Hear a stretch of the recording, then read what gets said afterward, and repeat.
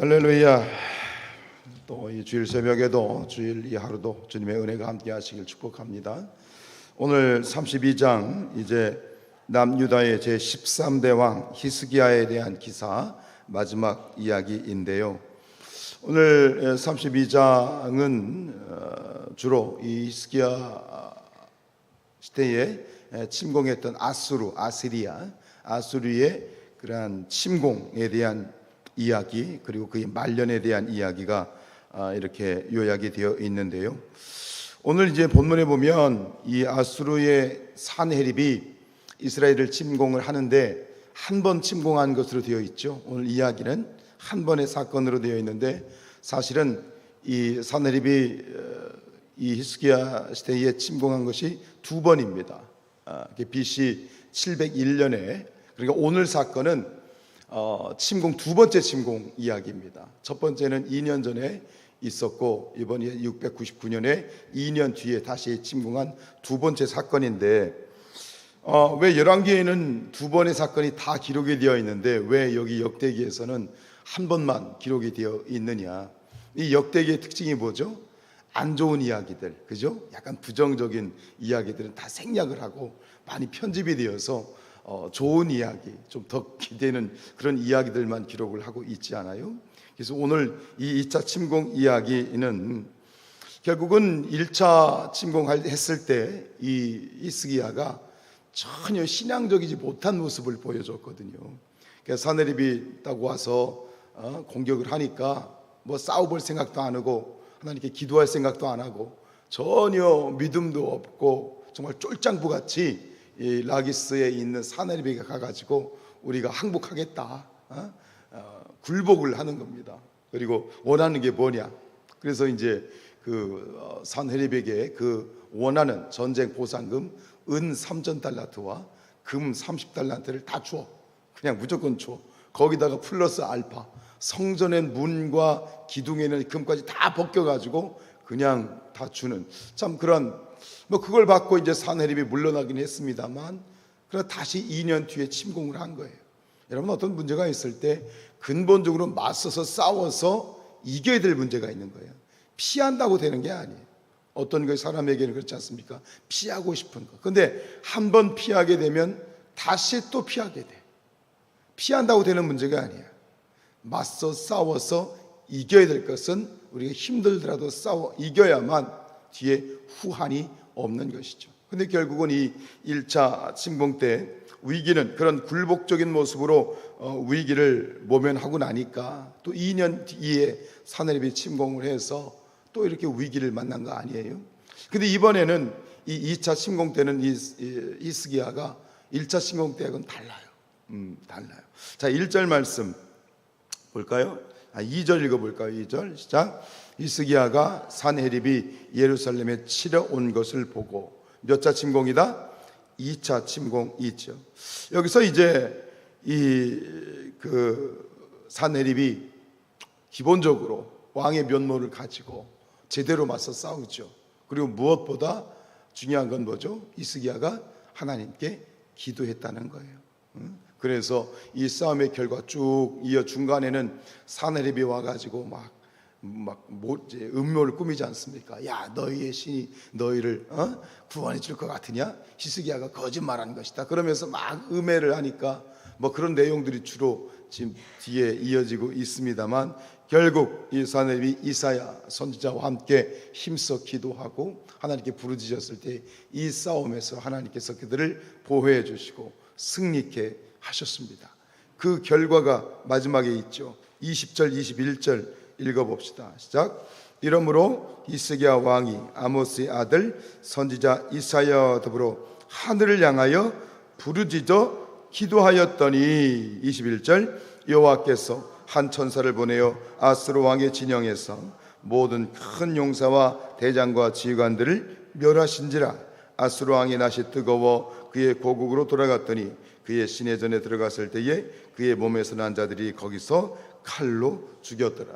하나님께서 보호해 주셔서 이스라엘 백성들이 승리하고 이 산헤립은 퇴각을 하게 되는데, 결국 이 전쟁 때에서 아수르의 이 산헤립이 패배함으로 말미암아 어떻게 되냐면 고구로 돌아가서 피살을 당해요. 사내립이 피살을 당해서 결국은 죽고 마는 그런 완전한 승리를 하나님께서 허락하신 것이죠.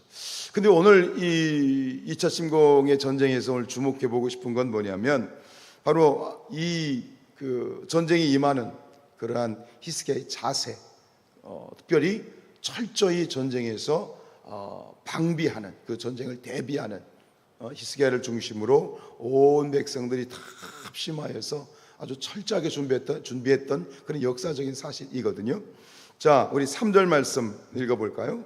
자, 그의 방백들과 용사들과 더불어 의논하고 성 밖의 모든 물 근원을 막고자 하매 그들이 돕더라. 먼저 그의 방백들과 용사들과 더불어 의논했다.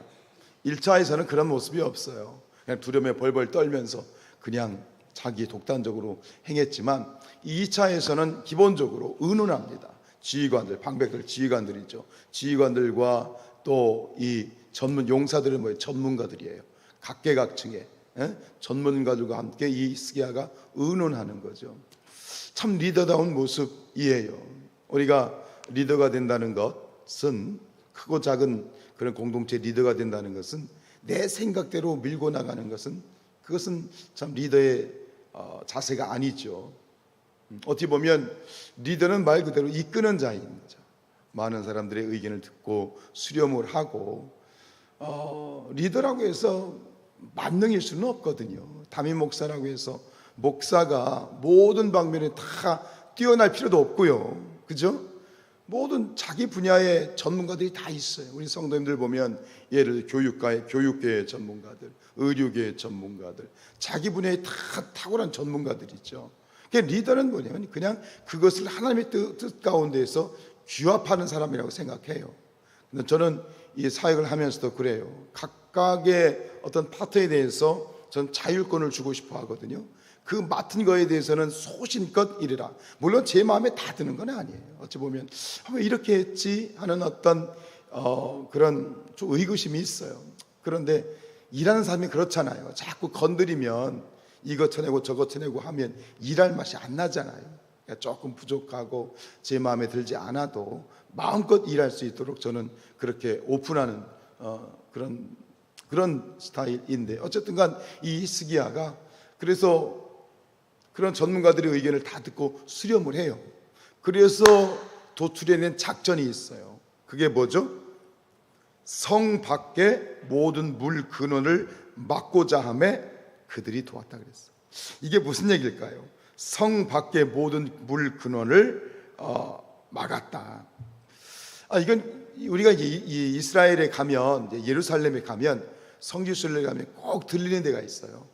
그게 뭐냐면 히스기야 터널이라고 하는 터널이에요. 약 533m가 되는 건데요. 이게 땅 속으로 굴을 판 겁니다. 손으로, 정으로. 그래서 높이가 낮은 데는 한 2m, 높은 데는 5m. 폭은 사람이 지나갈 만한 그러한 폭이에요. 한 55cm, 65cm인데 이걸 500m를 땅을 판 거예요.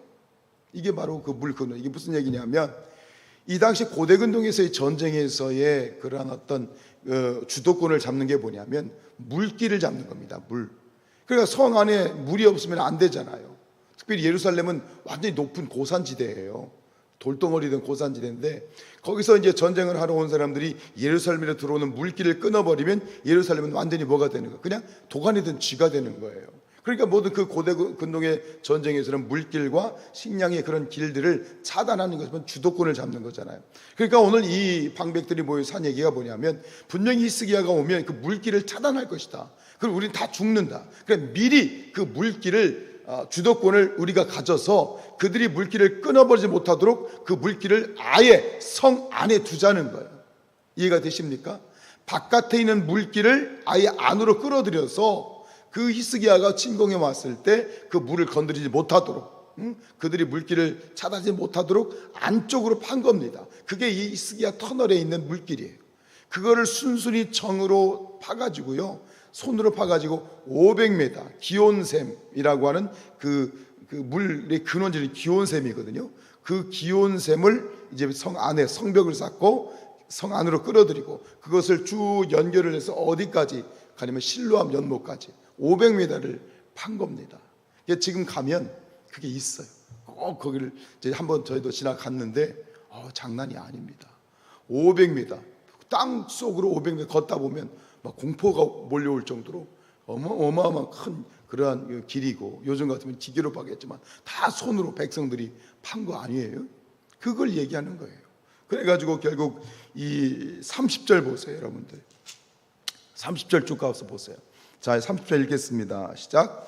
이 히스기야가 또 기온의 윗샘물. 그러니까 이게 저 놀라운 건 뭐냐면 기온샘에 있는 물이 이제 흘러가지고 실로암 연못까지 쭉 이어지는데 그게 높이가 큰 것도 아니에요.